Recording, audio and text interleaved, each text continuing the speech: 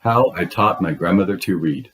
When I was a girl of about 12, I used to stay in a village in North Karnataka with my grandparents. Those days, the transport system was not very good, so we used to get the morning paper only in the afternoon. The weekly magazine used to come one day late. All of us would wait eagerly for the bus, which used to come with the papers, weekly magazines, and the post. At that time, Triveni was a very popular writer in the Kannada language. She was a wonderful writer. Her style was easy to read and very convincing. Her stories usually dealt with complex psychological problems in the lives of ordinary people and were always very interesting.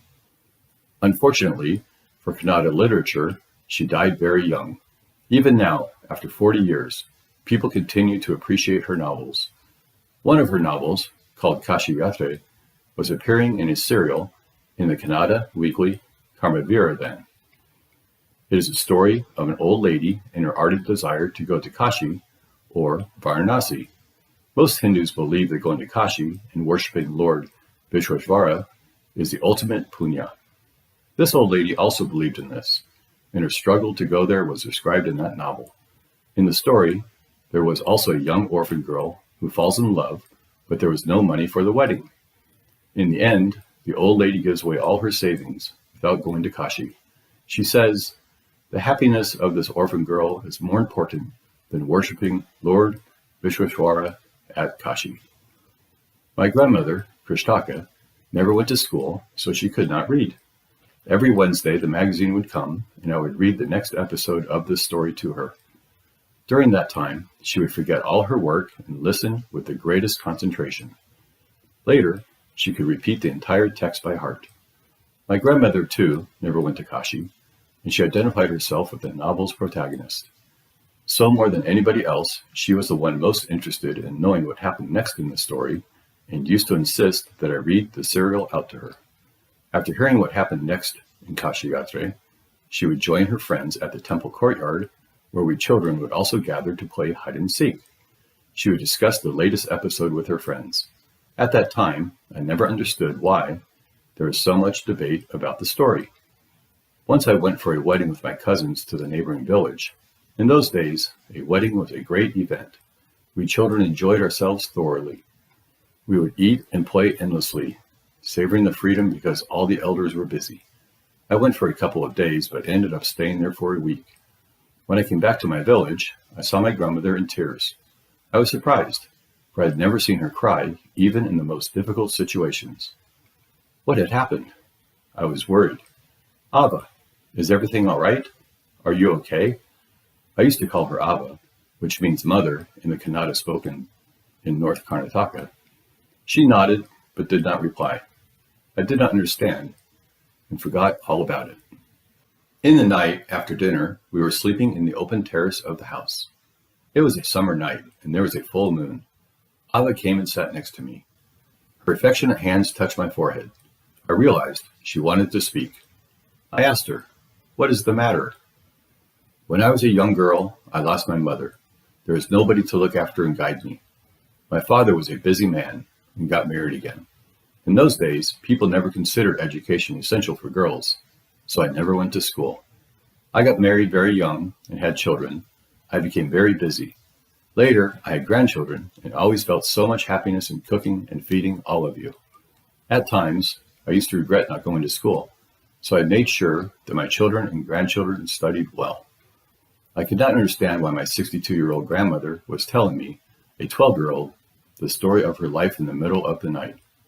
But I knew I loved her immensely, and there had to be some reason why she was talking to me. I looked at her face. It was unhappy, and her eyes were filled with tears.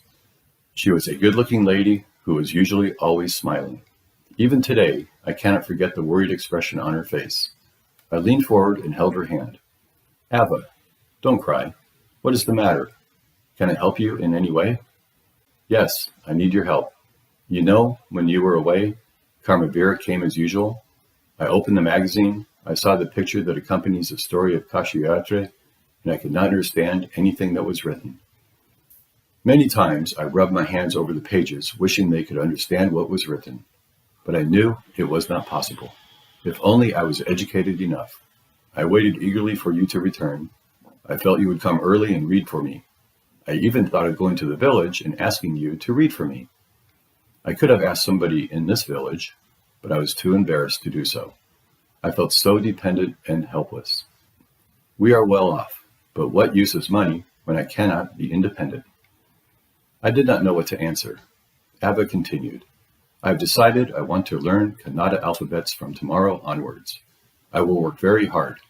I will keep Saraswati Puja Day during Dasara as the deadline. That day, I should be able to read a novel on my own. I want to be independent. I saw the determination on her face, yet I laughed at her. Abba, at this age of 62, you want to learn alphabets? All your hair are gray, your hands are wrinkled, you wear spectacles, and you work so much in the kitchen.